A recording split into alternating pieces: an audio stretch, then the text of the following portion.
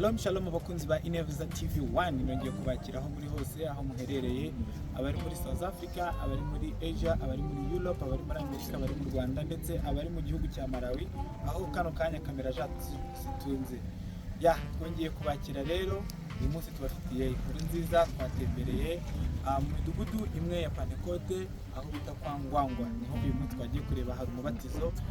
turaza kubahereza update turaza kuba turi live kuri channel YouTube yacu Inevza TV1 wowe utaragira subscribe kandi share kandi ugire